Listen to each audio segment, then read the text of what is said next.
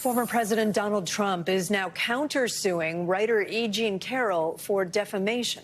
Viewers will remember last month, Trump was found liable for sexually abusing Carroll in a Manhattan department store in the 90s, as well as for defaming her by calling those claims a lie. The jury found Trump was not liable for rape in that case. Carroll was awarded $5 million in damages. NBC News legal analyst Danny Cevallos joins us now to try to sort out this back and forth. Danny, there's a lot of suit, countersuit, or claim, counterclaim going on here. This new Trump lawsuit, it's based on comments that Carroll made, I think, the day after the verdict. Let's listen to those and then talk about it. This jury found that Trump did not rape you. What about that moment? What went through your head when you heard that? Well, I just immediately say in my own head, oh, yes, he did. Oh, yes, he did. So, Danny, is it those words, oh, yes, he did, that are sort of coming into question now on what Trump is claiming in this defamation suit? First of all, I'm not a fan of this varietal of defamation, and here's why. Now, just taking a step back, you have Trump alleging that Carroll is lying about Carroll saying that Trump lied about Trump lying about Carroll. It's a little confusing. When you sue someone for defamation because they call you a criminal, that's pretty easy. You look up the criminal docket. Is that person a criminal? They are not. Therefore, this is defamation. The essence of defamation is it's a legal action for lying. So when you say that someone else is lying about you lying about somebody else, you can see how confusing it gets. It gets even more confusing in the case of this countersuit.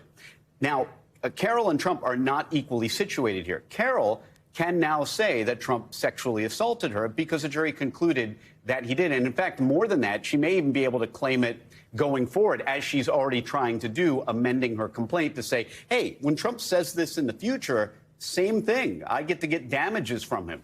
It's a little different for Trump. Trump's arguing now that simply because the jury didn't find him guilty or, liable for rape, he can sue her for that. But in essence, there's really no verdict on whether or not he raped her. That makes sense. We're looking at all of this confusing back and forth, the multiple lawsuits. Is there a space where they all come together and impact each other, or are these all going to be dealt with one-on-one?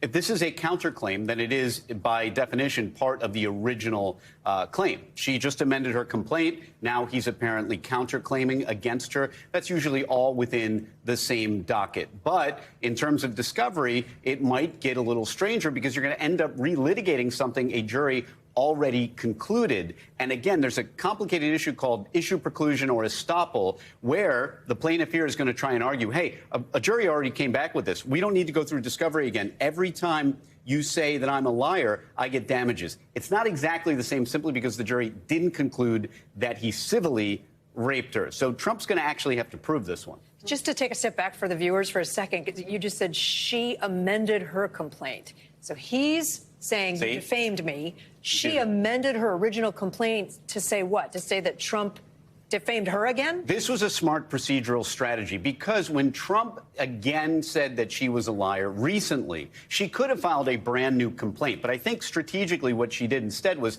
hey, court, can I amend my original complaint? And I'm going to add, since that one's already been decided, we won. We are victorious in that case. So, court, can I just amend my allegations in that complaint and now use the issues? Technically, there are two causes of action, but they're kind of considered together. So can I amend my complaint? And now, since a jury has already decided that he's a liar about this issue of sexual assault, just going forward, can we just stamp it as proven every time he says I'm a liar? Again, this is why I think we need to get rid of this varietal, this narrow varietal of defamation cases. I was going to say, for viewers, is there like a 5-second, this is what you should be watching here, or is it just... It's impossible. We'll have to cancel all commercials. Okay. Take over the next hour. Let's not do that today. Yes. Maybe in the next one. Yeah, our hour special will cover it. Okay. Thanks, Danny. Go back at it. Danny Cevallos, thank you.